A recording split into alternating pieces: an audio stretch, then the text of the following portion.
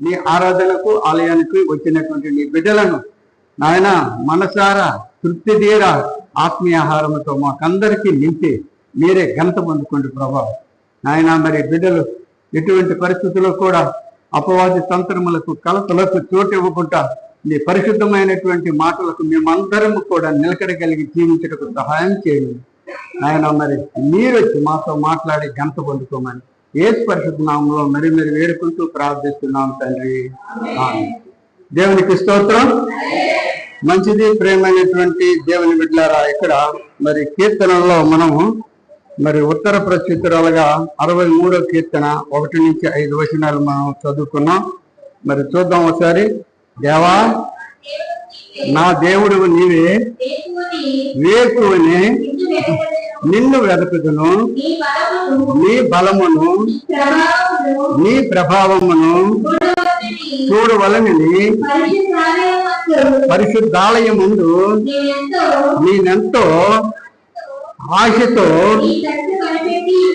నీ తట్టు కనిపెట్టి ఉన్నాను, లేదంటే కనిపెట్టిస్తున్నాను. దేవునికి స్తోత్రం. దేవా నా దేవుడు నీవే, వేకువనే నిన్ను వెదకుదును.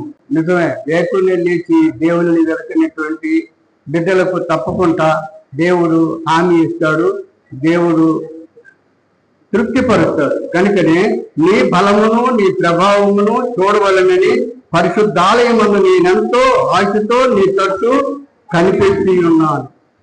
గనుక మనము కనిపెట్టుతున్నటువంటి ఎంతో ఆశతో దేవుని దగ్గరకు వచ్చాము కనుక దేవుని యొక్క పరిశుద్ధతను మనం పొందుకోవటానికి, దేవుని యొక్క ప్రభావాన్ని మనం పొందుకోవటానికి మరి ప్రయత్నిద్దాం. దేవుడు అటు విధమైనటువంటి మనస్సులను మనకు ఇవ్వటమే కాక వీళ్ళారా అటువంటి శక్తిని కూడా మనకందరికీ కూడా దయచేయును కాక. మరి ఇక్కడ మనం చూద్దాం. ఇక్కడ చూడండి, మరి చెప్తున్నాడు, మరి ఇక్కడ దైవజనుడు నీ బలమును నీ ప్రభావమును చూడవలనని పరిశుద్ధాలయమందు నేను ఎంతో ఆశతో నీ తట్టు కనిపెట్టుతున్నాను. తర్వాత మాట చూడండి. నీళ్లు లేక ఎండి ఉన్న నీళ్లు లేక ఎండి ఉన్న దేశమందు నా ప్రాణము నీ కొరకు తృష్ణకొని ఉన్నది. మొన్నటిదాకా మనకు వర్షాలు లేవు, భూములన్నీ కూడా ఎండిపోయి ఎంతో మరి బాధితకరమైనటువంటి వ్యవసాయదారులు మరి చాలా బాధలతో నిండుకున్నారు. ప్రేమైనటువంటి దేవుని బిడ్డలారా, వర్షాలకు మనం చూసాం, వర్షాలు మరి పడాలి పోయిన మరి రోజుల్లోగా ఈ రోజుల్లో వర్షాలు రావటం లే. మరి ఆ పరిస్థితులు మరి విషమిస్తున్నాయి రాను. గనుక మనము గమనించుకోవాలి. ఇక్కడ దైవజనుడు చెప్తున్నాడు, ఏ విధముగా ఆకాశ వర్షము కొరకు భూమి ఎదురు చూస్తుంటాడో అదే విధముగా నేను నీ కొరకు తృష్ణ కొనిచున్నానంటే దాహము కొనిచున్నాను. నా గొంతుకు ఎండిపోతుంది గనుక నీ కొరకు నేను ఎదురు చూస్తున్నాను. నా ప్రాణము నీ కొరకు తృష్ణ కొని ఉన్నది. నీ మీద ఆశ చేత నిన్ను చూడవలని నా శరీరము కృషించుతున్నది. నీ కృప జీవము కంటే ఉత్తమము. నా పెదవులు నిన్ను స్తుతించును. నా మంచము మీద నిన్ను జ్ఞాపకము చేసుకొని రాత్రి జాముల యందు నిన్ను ధ్యానించినప్పుడు నువ్వు మెదడు నాకు దొరికినట్లుగా నా ప్రాణము తృప్తి పొందుతున్నది. ఉత్సాహించు పెదవులతో నా నోరు నిన్ను గూర్చి గానము చేయుతున్నది. దేవునికి స్తోత్రం. మీరు గమనించండి, ఇక్కడ నేను ఒక్కొక్క మాట బోధిస్తే చాలా సమయం పట్టేస్తుందని మరి క్లియర్గా చక్కగా మరి ఇద్దరు చదివి వినిపించాం. గనుక ఇక్కడ దైవజనుడు మరి ఏంటంటే రాత్రి జాముల యందు నిన్ను ధ్యానించినప్పుడు నాకు క్రొవ్వు మెదడు నాకు దొరికినట్లుగా నా ప్రాణము తృప్తి పొందుతున్నది. ఉత్సాహించు పెదవులతో నా నోరు నిన్ను పూర్తి గానము చేయించున్నది. దేవునికి స్తోత్రము కలుగును గాక. ప్రియులారా, మరి ఈ రోజు ఉదయకాలంలో పాడడానికి త్వరగా వచ్చేస్తుంటారు. 7 గంటలకే వచ్చేసి ఇక్కడ ఉన్నటువంటి వాయిద్యాలు వాయించినటువంటి వారు అందరూ కూడా మీ కొరకు ఎదురు చూస్తున్నారు. ఎంత వేరము ఈ పునరుద్ధాన ఆదివారంలో మనము ప్రవేశించి దేవుని యొక్క ఆశీర్వాదములు పొందుకోవాలి. ఎంత వేరము మన దేవుని యొక్క మాటలు వింటూ మనము దేవునిలో బలపరచబడాలి. ఎంత వేరము ఆత్మీయ ఆహారంతో మనము తృప్తి పొందుకోవాలి అని ఆకృతి కలిగినటువంటి వారుగా ఉన్నటువంటి వారు ధన్యులు. మీరు అటువంటి ఆకృతి కలిగినటువంటి వారుగా జీవించడము ఎంతో శ్రేష్టమైనటువంటి విషయమని మీకు తెలియపరుస్తున్నాం. ప్రియమైనటువంటి దేవుని బిడ్డల అద్భుతమైనటువంటి మాటలను మనము గ్రహించగలిగినటువంటి వారముగా ఉండాలి. గ్రహించగలిగినటువంటి వారముగా ఉండడమే కాక దేవుని యొక్క ప్రేమను మనము పొందుకోవటానికి సిద్ధముగా మన ఆత్మలు తెరిచినటువంటి వారముగా ఉండాలి. మన ఆత్మలు తెరవబడినటువంటి ఆత్మలుగా దేవునికి మనము ఏం చేయాలి?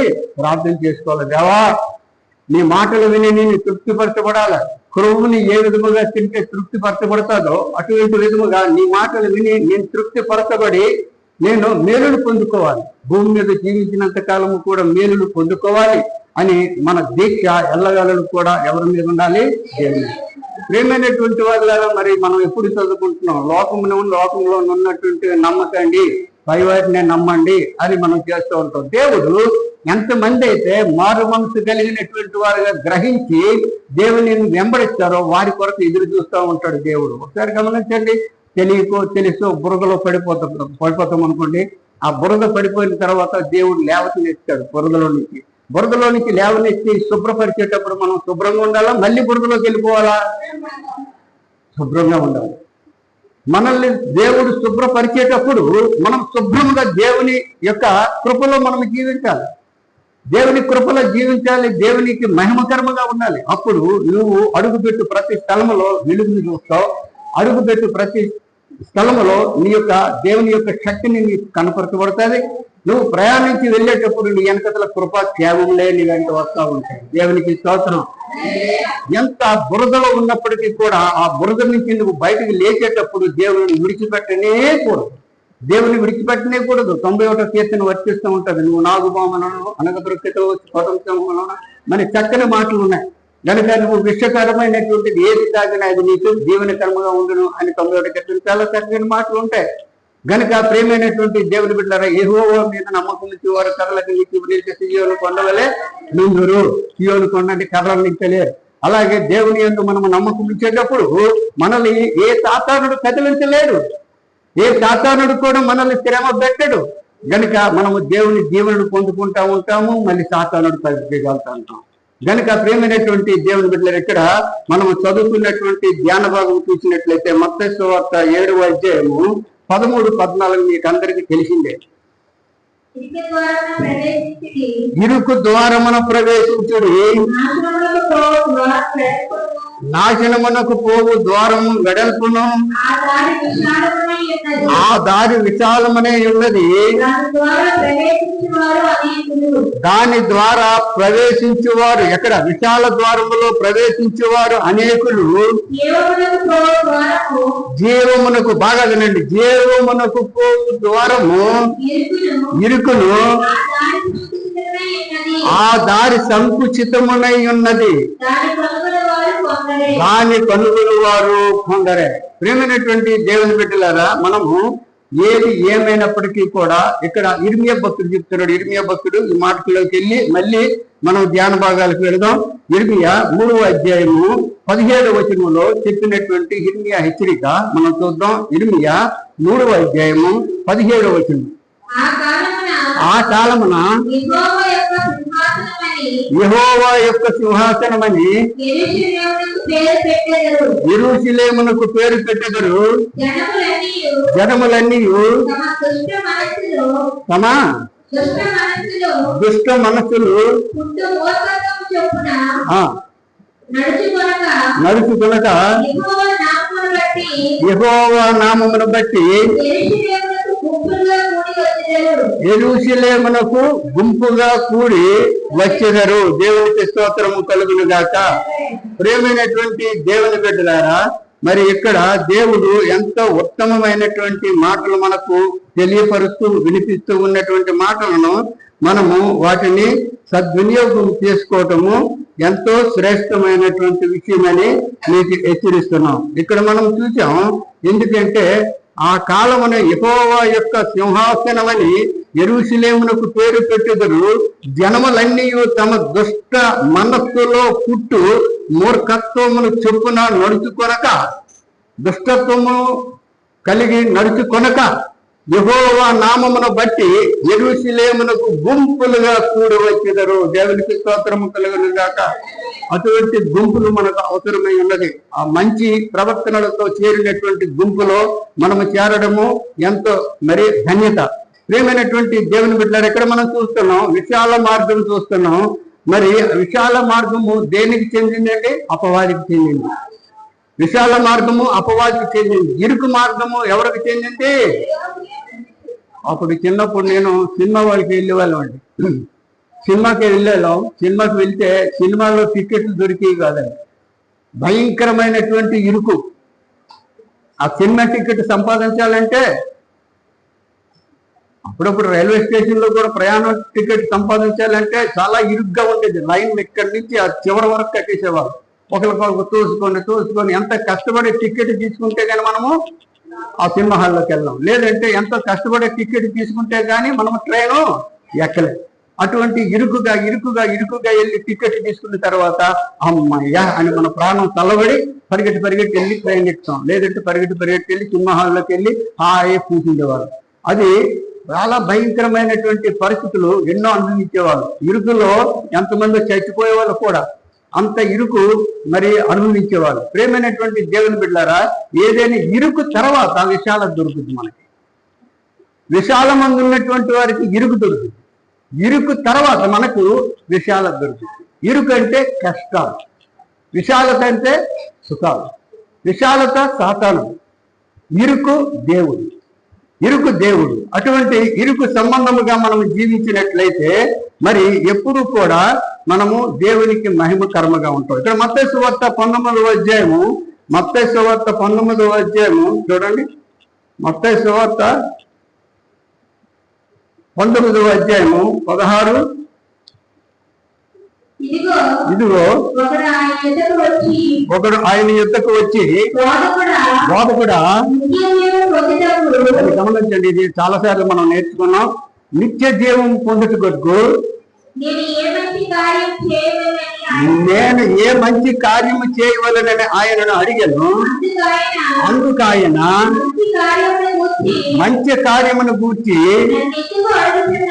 నన్ను ఎందుకు అడుగుతున్నావు? మంచివాడు ఒక్కడే.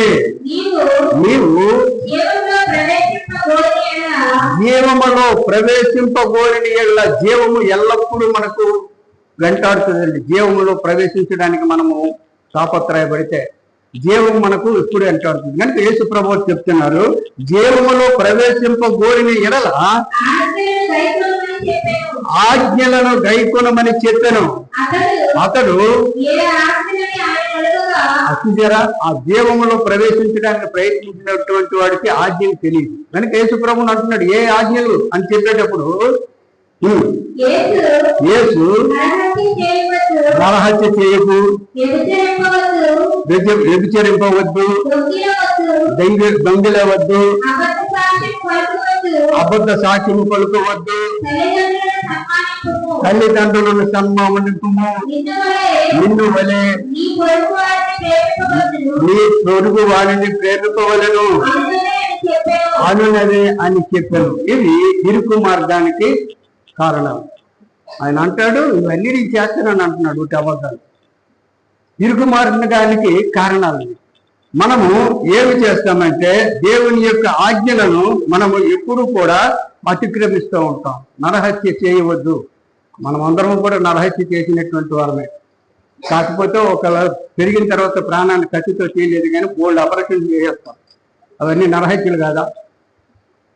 నరహత్య చేసినటువంటి వారము చేయకూడదు అని దేవుడు చెప్తున్నాడు. వ్యభిచరింపకూడదు, అదంతా మీకు తెలిసిన విషయమే. దొంగతనము చేయవద్దు, చేయకుండా ఉండలేదు. దొంగతనం చేసినటువంటి వారమే. అబద్ధ సాక్ష్యము పలుకోవద్దు. ఎన్నో అబద్ధ సాక్ష్యాలు పడకడానికి భూలోకంలో మనకి ఏది ఆశ చూపెడితే చాలా అబద్ధాలు ఎన్నో ఆయన ఆడేస్తాం. తర్వాత మరి తల్లిదండ్రులను సన్మానింపము. చాలా మంది తల్లిదండ్రులను ప్రేమిస్తున్నారని కాదన్నాం. కొంతమంది మాత్రము ఎటువంటి వారు ఉన్నారో మీకే తెలుసు. తల్లిదండ్రులు ఎలా ప్రేమిస్తున్నారో, తల్లిదండ్రుల్ని ఎలాగా ఇచ్చేస్తున్నారో మీకు తెలుసు. చాలా మంది భయభక్తులతో తల్లిదండ్రుల్ని ఎంతో బాగా ప్రేమిస్తారు. దేవునికి స్తోత్రం. కొందరు తల్లిదండ్రుల్ని ప్రేమించరండి. ఒక తండ్రి కొడుకు దగ్గరికి వెళ్ళేటప్పుడు కష్టపడి తండ్రి బాగా చదివించి పెద్ద చేసి ఎంతో బాధలు పడి ఆయన వెళ్ళాడు. వెళ్ళిన తర్వాత ఆయన ఎలా ఉంటాడంటే, కష్టపడినాడు. సింపుల్గా ఉండడా దాబు ఉంటాడా? ఆయన అక్కడ మంచి ఉన్నతమైనటువంటి స్థితిలో ఉన్నాడు. ఉన్నతమైనటువంటి స్థితిలో ఉండి సూట్లు బూట్లు వేసుకొని ఉన్నాడు. మంచి మంచి ఫ్రెండ్స్ వస్తున్నారు, వెళ్ళిపోతున్నారు. తండ్రి వెళ్ళి అక్కడ చిన్న చిలకట్టు కొట్టుకొని ఏదో పలుతున్నటువంటి మాసిని తొక్కేసుకొని కూర్చున్నాడు. వెంటనే ఏం చేయాలో, తండ్రిని గౌరవించాలంటే వెంటనే బట్టలు ఎత్తి స్నానం చేసి కొత్త బట్టలు వేసి ఇంకో నా తండ్రిని చూపెట్టాలా? లేదు. కానీ ఆ జనాలు వచ్చేటప్పుడు ఇతను ఎవరంటే అతను ఏమన్నాడు తెలుసండి? అందరికీ తెలుసు, పని మనిషి అన్నాడు. తండ్రికి ఎంత గుండుకు కోతండి, ఎటువంటి లేరా భూమి మీద? ఎంతమంది ఉన్నారు. తల్లిదండ్రుల్ని చనిపోయే వరకు కూడా చాలా చక్కగా ప్రేమించినటువంటి వారి బిడ్డలు ఉన్నారు. వారి మౌగా ఆశీర్వదింపడతారు. దేవునికి స్తోత్రం.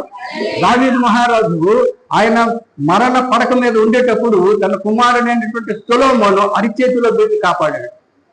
కాపాడిన తర్వాత తండ్రి పిలిచి, నాయన నేను రాజును, ఈ రాజ్యానికి రాజునే. ఈ రాజ్యంలో ఎన్నో ధనాలు ఉన్నాయి, ఐశ్వర్యాలు ఉన్నాయి, ఘనతలు ఉన్నాయి. కానీ ఈ ధనాలన్నీ నీకు శాశ్వతము కాదు. కానీ మోషే రచించినటువంటి పవిత్రమైనటువంటి గ్రంథాన్ని నువ్వు ఎప్పుడూ విడిచిపెట్టదు.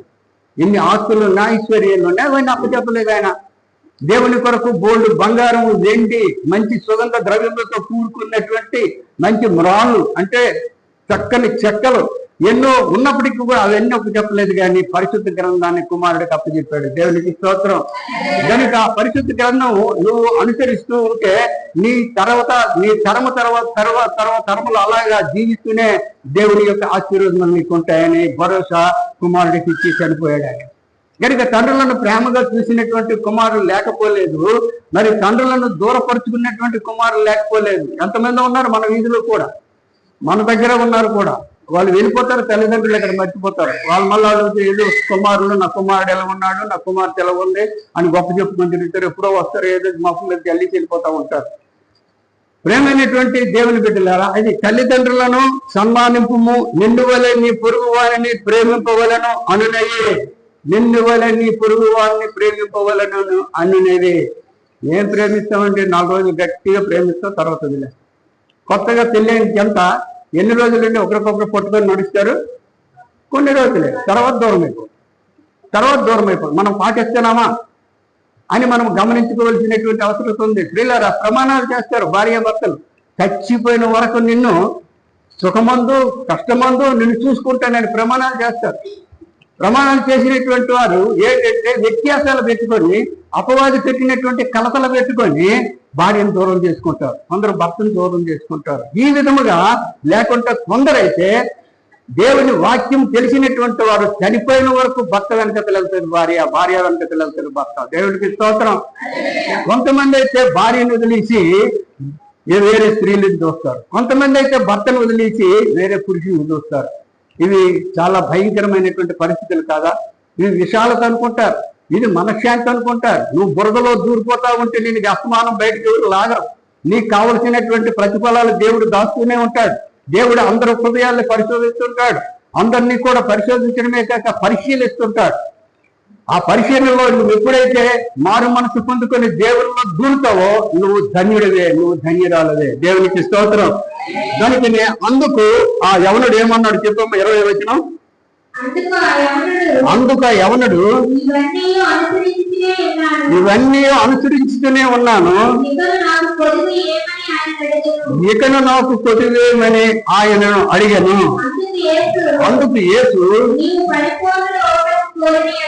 నీవు పరిపూర్ణుల ఒకటికి కోరిన ఎడల పోయి నీ ఆస్తిని అన్ని బీదలకిమ్ము. అప్పుడు పరలోకమందు నీకు ధనము కలుగును. నీవు వచ్చి నన్ను వెంబడించమని అతనితో చెప్పాను. అయితే ఆ యవనుడు మిగుల ఆస్తి గలవాడు గనుక ఆ మాట విని వ్యసన పడుతూ వెళ్ళిపోయాను. దేవునికి మహిమ కలుగును గాక. దేవుణ్ణి వెంబడించడానికి అసహించుకున్నాడండి. దేవుణ్ణి వెంబడించడానికి ఇవన్నీ నేను కలిగి ఉన్నాను. ఏం కలిగి ఉన్నాడు? సరి అయినటువంటిది కాదు. కొందరు ఏం చేస్తారంటే భక్తి పరులుగా దేవుని యొక్క ఆలయంలో ప్రవేశించి చక్కగా ప్రార్థన చేస్తూ చక్కగా దేవునికి మహిమకరముగా పలకలేనటువంటి మాటలతో పలుకుతూ బయటికి వెళ్ళి ఎలా ఉంటారంటే అక్కడే మెచ్చిపోతారు. బయటికి వెళ్ళి బయట లోకంలో పడిపోతారు. ఈ ధనవంతుడు అటువంటి వాడే. ఇవన్నీ పాటిస్తున్నాడు. అక్కడ దేవుని ఆలయంలో బయటికి వెళ్ళాడు, ధనంతో ఉన్నాడు. ధనంతో ఉన్నటువంటి వాడు చెరపుకుంటూ ఉంటాడండి, చెడు మార్గాలు నడవకుంటూ ఉంటాడండి, చెడు చేష్టలు చేయకుంటూ ఉంటాడండి. అందుకనే నీకు అది నష్టం. అదంతా విడిచిపెట్టే రా నన్ను వెంబడించి. దేవుని దగ్గర ఆస్తి ఉంది, ఐశ్వర్యం ఉంది, ఘనత ఉంది, సమస్తం ఉన్నాయి. అది తెలుసుకోలేక ఏం చేశాడంటే వ్యసన పడుతూ వెళ్ళిపోయారు. అప్పుడు యేసుప్రభు అంటాడు, ఈ ధనవంతులు దేవుని రాజ్యంలో దూరడం కష్టం. వాళ్ళు ఎంత శ్రేష్టమైనటువంటి పద్ధతిలో ఉన్న వాళ్ళు మాత్రం చేయాలి. ఎందుకంటే ధనము నమ్ముకునే వారు పాడైపోవుదురు. ధనము నమ్ముకునేటువంటి వారు పాడైపోతారు. 62వ కీర్తన 10వ వచనంలో మనం చూసినట్లయితే 62వ కీర్తన 10వ వచనంలో మనం చూసినట్లయితే బలత్కారమందు నమ్మిక ఉంచుకుడి, దోచుకొనుట చేత గర్వపడకుడి, ధనము హెచ్చినను దానిని లక్ష్య పెట్టకుడి. దేవునికి స్తోత్రము కలుగును గాక. ప్రేమైనటువంటి దేవుని బిడ్డలారా, మీకు చాలా సార్లు సాదృశ్యమైనటువంటి పాఠాలు చెప్తున్నాం. ధనము ఎక్కినటువంటి వారు, దాన్ని లెక్కి పెట్టలేనటువంటి వారు దేవుని బిడ్డలు ఎంతమంది ఉన్నారు తర్వాత పాఠంలో చూసుకుందాం. ఎందుకంటే దేవుడు ఎప్పుడు కూడా మరి మంచి ఇరుకు మార్గం అంటే భూలోకంలో ఉన్నటువంటి సాతాను యొక్క కుయుక్తులన్నీ కూడా చేయకుండా దేవుని యొక్క క్రమంలో నడవటమే ఇరుకు ద్వారం. ఆ క్రమంలో నడిచినటువంటి వారు తర్వాత విశాలతను చూడగలుగుతారు. దేవునికి స్తోత్రము కలుగును గాక. వాళ్ళు తర్వాత విశాలతను, అద్భుతమైనటువంటి విశాలతను మరి చూడగలుగుతారు. ఇక్కడ మత్తయి సువార్త 19, 27, 29లో మనం చూసినట్లయితే మత్తయి సువార్త 19వ అధ్యాయము 27, 29 వచనాలు మనం చూసినట్లయితే పేతురు, ఇదిగో మేము సమస్తమును విడిచిపెట్టి నిన్ను వెంబడించితిమి కనుక మాకేమి దొరుకునని వారిని అడుగుగా యేసు వారితో ఇట్లనెను, మనిషి కుమారుడు తన మహిమగల సింహాసనము మీద ఆసీనుడై ఉన్నప్పుడు నన్ను వెంబడించిన మీరును 12 సింహాసనముల మీద ఆసీనులై ఇశ్రాయేలీయుల 12 గోత్రముల వారికి తీర్పు తీర్చుదురు. దేవునికి స్తోత్రం. ఇక్కడ యేసు ప్రభువుని వెంబడించినటువంటి వారి యొక్క జీవితాలను యేసు ప్రభువు వివరించి చెప్తున్నారు. ఇక్కడ మీకు ఇరుకు మార్గం, చాలా ఇరుకు మార్గం అనుభవించారు దేవుని శిష్యులు. విశాలత మార్గం 12 మంది శిష్యుల్లో ఎవరు అనుభవించబోయారు? ఇస్కరియోతు యోధ అనుభవించి ఏం చేశాడు? ప్రాణం కోల్పోయాడు. ప్రాణం కోల్పోయినటువంటి వాడు తర్వాత అంత పశ్చాత్తాపం పడిన లాభం లేదు, నరకానికి వెళ్ళిపోయాడు. 11 మంది మాత్రము దేవునికి వారి యొక్క ప్రాణాలు అతి సాక్షులుగా జీవించారు. దేవునికి స్తోత్రము కలుగును గాక. గనుకనే వారికి 12 సింహాసనములు సిద్ధపరచబడినవి ఉన్నాయి. 11 శిష్యులకి ఇంకొకడు చేర్చబడ్డాడు, అరిమతి మత్తయ్య అని. గనుక వీళ్ళు 12 మందికి అక్కడ సింహాసనాలు ఏర్పరచబడ్డాయి. ఏర్పరచబడి 12 గోత్రములు అంటే 12 గోత్రముల జనాభా కొన్ని కోట్ల మంది, వారందరికీ కూడా తీర్పు తీర్చగలిగినటువంటి మహా శక్తి కలిగినటువంటి న్యాయాధిపతులుగా మీరు జీవిస్తారని దేవుడు చెప్పాడు. ప్రేమైనటువంటి దేవుని బిడ్డలారా, ఈ లోకంలో మనము ఇరుకుగా ఉండేటప్పుడు పరలోకములో మనము విశాలతను పొందుకుంటాం.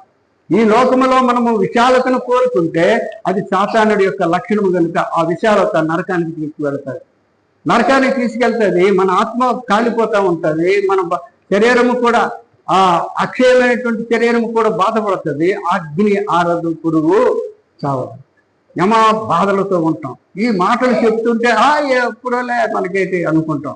ఇక్కడ చిన్న చిన్న కష్టాలు వచ్చేటప్పుడు ఆ కష్టాలను భరించుకోలేక ఎంతో బాధపడుతూ ఉంటాం, దేవుణ్ణి విజ్ఞాపం చేస్తాం.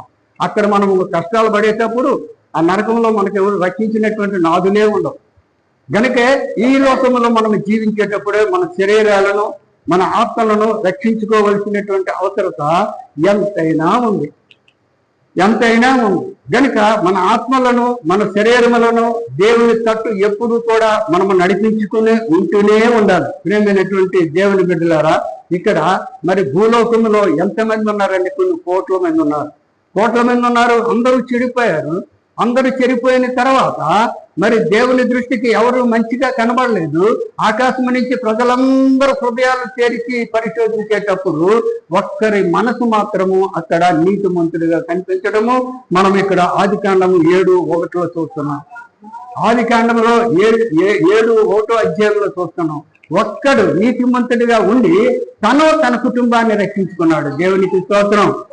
కనుక ఆదికాండము 7వ అధ్యాయము 1వ వచనములు చూస్తే, యెహోవా ఈ తరము వారిలో నీవే నా ఎదుట నీతిమంతుడివై ఉండుట చూచితిని కనుక నీవును నీ ఇంటి వారును ప్రవేశించుడి. దేవునికి స్తోత్రం. ఈ రోజు ఎవరు నీతిగా కనబడతారో రేపు దేవుని రాజ్యంలో నీవును నీ ఇంటి వారును పరలోకంలో ప్రవేశించుదురు అని మనము చూడగలుగుతున్నాం. ప్రేమైనటువంటి దేవుని బిడ్డలారా, మీరందరూ దేవుని బిడ్డలు. బలపరచడము దేవుని యొక్క లక్షణం. దేవునిలోకి బలపరచడము దేవుని యొక్క లక్షణం. ఆ బలపరిచేటప్పుడు ఆ బలపరచబడినటువంటి విధానాన్ని మనము పొందుకుంటూ దేవుని తరపున మనం జీవించాలి. దేవునికి మహిమకరముగా మనం జీవించాలి. దేవుని యొక్క ఎటువంటి పరిస్థితుల్లో కూడా శ్రమలకు జడవకూడదు. ఏలోక శ్రమలు మనకి ఏమీ చేయలేవు. గనుక అటువంటి విధానంతో మనము ఉండాలి. గనుక ప్రియులారా, రక్షణ ద్వారము అని దేవుడు మనకు ఏర్పాటు చేసి వెళ్ళిపోయాడు. ఆ రక్షణ ద్వారం ఏంటో తెలుసండి? బాప్తిస్మమే. ఆ రక్షణ ద్వారంకి మనము ఎలాగైనా సరే ప్రవేశించడానికి మనము ఎప్పుడూ కూడా ప్రయత్నిస్తూ ఉండాలి. ధనము సంపాదించుకున్నట్లో తప్పులేదు. ధనము సంపాదించేవాడు గుడ్డివాడైపోతాడు. ధనము సంపాదించినటువంటి వాడు ఎలవకు సంబంధమైనటువంటి ధనాన్ని దేవుని కలిగి లేకుండా సంపాదిస్తే గుడ్డివాడైపోతాడు. ఇది చాలాసార్లు చెప్పాను నేను కాల్గేట్ గురించి.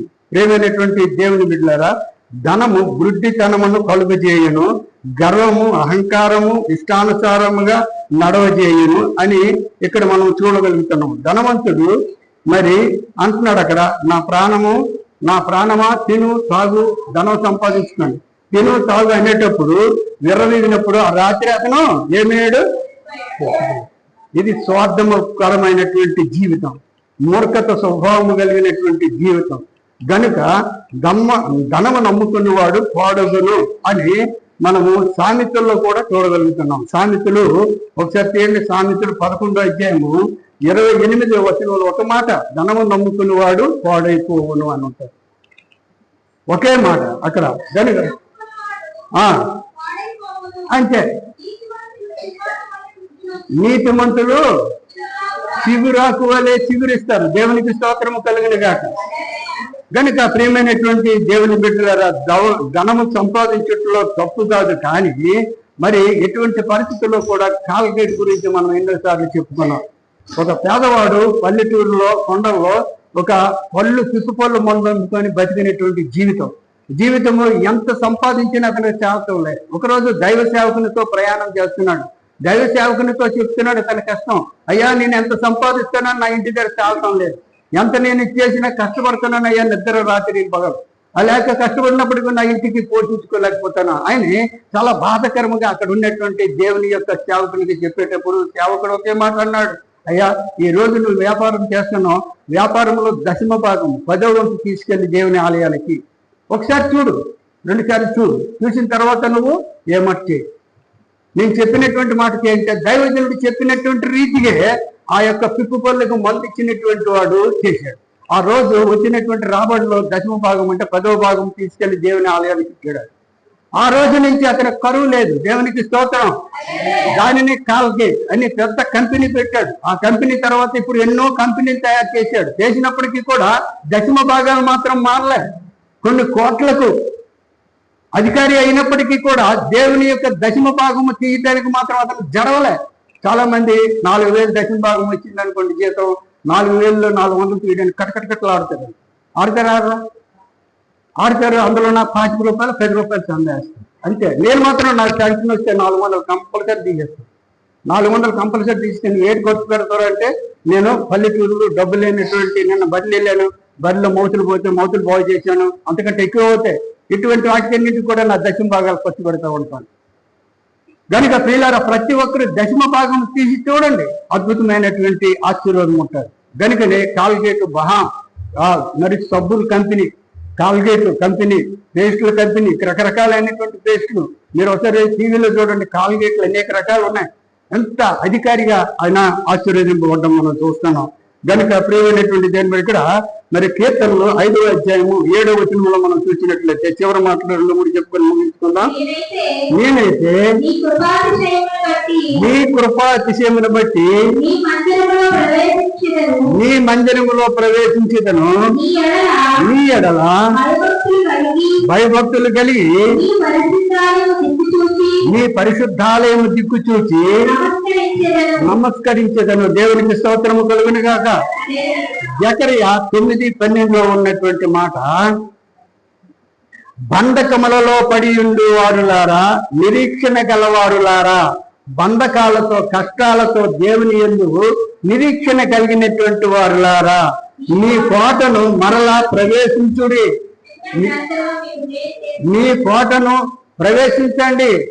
మీరు కష్టాలు పడుతూ నిరీక్షణగా దేవుని యందు చూసినటువంటి వారు మీ కోటలో అంటే దేవుని యొక్క ఆలయంలో ప్రవేశించుడి. రెండింతలుగా నీకు మేలు చేసేదనని నేడు నేను నీకు తెలియజేస్తున్నాను. దేవునికి స్తోత్రము కలుగును గాక.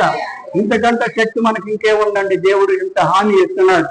హామీ ఇచ్చినటువంటి విధానమును బట్టి మనము దేవునికి ఎప్పుడు కూడా లోబడి ఉండాలి. చివరి మాట సామెతలు 8:32 మనం చూసుకున్నటువంటి మాట మనకు తెలిసిందే. గనుక కావున పిల్లలారా, నా మాట ఆలకించుడి, నా మార్గములను అనుసరించువారు ధన్యులు. దేవునికి స్తోత్రము కలుగును గాక. మరి మనం ఎవరి మార్గంలో అనుసరిస్తాం? సాతాను మార్గంలోనా, దేవుని మార్గంలోనా? గనుక దేవుని మార్గం ఇరుగ్గా ఉంటది, కానీ తర్వాత విశాలత. సాతాను మార్గము విశాలత కనబడుతుంది మనకి, శరీర కార్యములు నెరవేర్చగలిగినటువంటి ఉన్నాయి. ఇంకొక పాఠం చెప్తాను నేను, మీకు తెలిసిన పాఠాలే మళ్ళీ ఎందుకు చెప్తానంటే, మిమ్మల్ని బలపరిచి హెచ్చరించి బురదలో దూరకుంటూ ఉండాలని, అంటే సాతాను కుయుక్తులలో దూరకుంటూ ఉండాలని బలపరచడానికి మాటలు చెప్పినవే చెప్తా ఉంటాను కొందరికి. అయినా సరే కొందరు గుర్తుపెట్టుకొని దేవునికి మహిమకరముగా ఉండాలి. కనుక ఇక్కడ చివరి మాట అంటే, కావున పిల్లలారా నా మాట ఆలకించుడి, నా మార్గంలో అనుసరించేవారు. అటువంటి ధన్యతలు మనం పొందుకోవాలని హెచ్చరిస్తూ ఈ కొద్ది మాటలతో ముగిస్తున్నాను. ప్రార్థన చేస్తున్నాం. పరిశుద్ధుడైన మా తండ్రి, వందనాలు స్తోత్రాలు చెల్లించుకుంటూ సమయాన్ని సమర్పించుకుంటున్నాం. ఇదిగో ప్రభా, నీ పరిశుద్ధత కలిగినటువంటి మాటలను మా హృదయములకు అర్పింప చేసినటువంటి విధానమునికి వందనాలు. నీ యొక్క ఆదరణకర్తతో మమ్మల్ని నడిపించారు నాయన. ఇదిగోనైనా నీ భక్తులు నా ప్రియులు గనుక వీరందరినీ కూడా నీ వెలుగుతో నింపబడి నాయన నీ కొరకు మేమందరం జీవించి నీ రాకల్లో తండ్రి, లేదంటే మా పాకల్లో నిన్ను చేరుకునే భాగ్యాన్ని మాకు అందరికీ అనుగ్రహించాలి. ఈ లైవ్ లో చూస్తున్నటువంటి బిడ్డలందరినీ కుటుంబాలను జీవించండి, వారి యొక్క అక్కర్లు తీర్చండి, వారికి ఉన్న సమస్యలు తీర్చండి. వారికి ఎటువంటి తండ్రి అపవాది కలతలకు లోనవ్వకుండా ఈ పరిశుద్ధమైనటువంటి పవిత్రమైనటువంటి వెలుగులో బిడ్డల్ని కాపాడుతూ మీరే గంట పొందుకోమని యేసు పరిశుద్ధ నామములో మరి వేడుకుంటూ ప్రార్థిస్తున్నాం తండ్రి. ఆమేన్.